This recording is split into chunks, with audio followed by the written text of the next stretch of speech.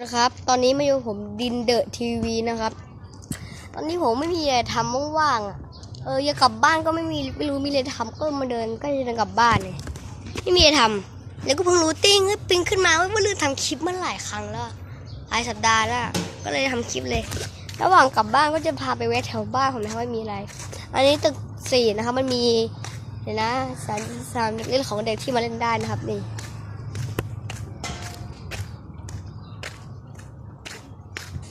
เดี๋ยวผมพาไปใกล้ๆกันนะครับ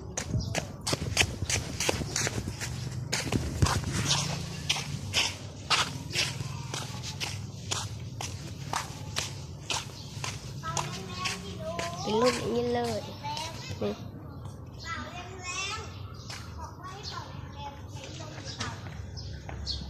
มันก็เป็นรูปแนวนี้ครับจากนั้นผมก็จะไปทางลัดกันเดี๋ยวข้างหน้าผมจะลงคลิปให้มันกว้างๆหน่อยโอเคไหมครับเด็กประมาณนี้เพราะว่ามันดีๆหน่อยอย่างนี้แหละนี่นะครับผมมา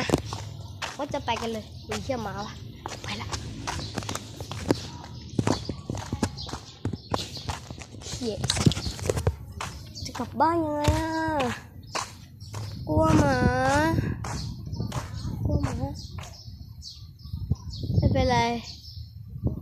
ไปดังตรงก็ได้หรือเปล่าขอดูแป๊บนึงนะไว้แป๊บนึงกลัวหมาเอายังวะ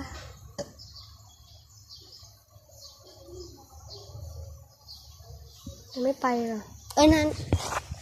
เราเลิกภารกิจไปทางอื่นไปข้างหน้านู่นเลย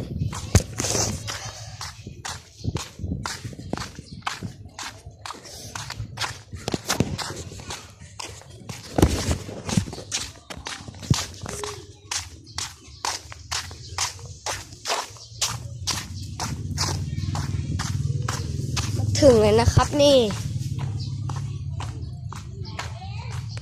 เราก็จะกลับบ้านกันผมก็อยู่ฝั่งนี้นะครับมาฝั่งนี้เ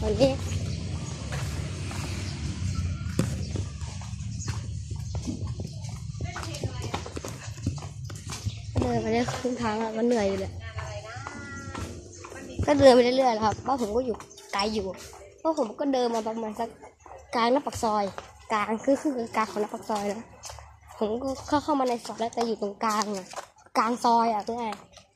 ไปกัน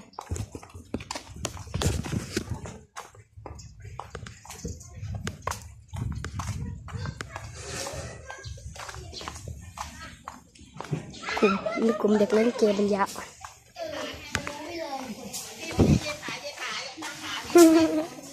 อนเขาซ่าอะไรกันวะดูดิครับ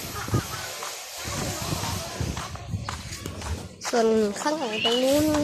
มันเป็นสนามบอลนะครับเดี๋ยวผมก็เป็นสนามบอลที่คลิปก่อนที่เคยไปถ่ายกันถ่ายหลังจากน้ำซื้อน้ำชาเราไปดูสิถ้าใครยังไม่ได้ดูยังไงตอนนี้ก็ถึงว่าผมนะครับนี่เลย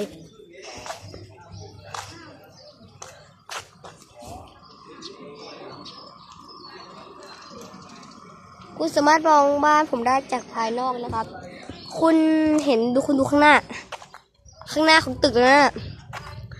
ผมอยู่ชั้น3คุณนับไป3ชั้นดิ1ชั้น2ชั้น3ชั้นแล้วเลื่อนแล้วนับมา2แล้วนับไปมา2ครั้งนี้1 2มันก็จะตรงกับบ้านหลังตรงนั้นนะครับนั่นแหละครับบ้านของผมเราก็จะไปกันเลยนะครับถ้าขึ้นมาตึกก็อย่างนี้เลยอีกคลิปหน้าก็จะไม่ได้ฟรีไฟล์กันนะครับนี่หลังแถวของบ้านผมมันมีคลองผมทำเบ็ดตกปลาไว้คิดว่าคลิปหน้าจะเป็นทำเบ็ดตกปลาแล้วมั้งเดี๋ยวผมจะทำเบ็ดตกปลาแล้วนะแล้วน้องๆคนไหนที่คิดว่าจะให้พี่ทำเบ็ดตกปลาแบบไหนก็คอมเมนต์ใต้ล่างได้แล้วพี่ก็จะบอกน้องว่าหาวิธีทำเบ็ดตกปลาและ ถ่ายรูปลงในเพนเฟซพีจพี่นะครับเฮ้ยพูดถูกอ่ะพูดถูกก็ขอพี่เป็นเพื่อนได้ในแชทได้เลยนี่แหละแล้วก็ถ่ายรูปเปลี่ยนตกไปดีมาแล้วก็ลงมาเลยนี่ครับนี่เดือน2แล้วแล้วก็ไปชั้น3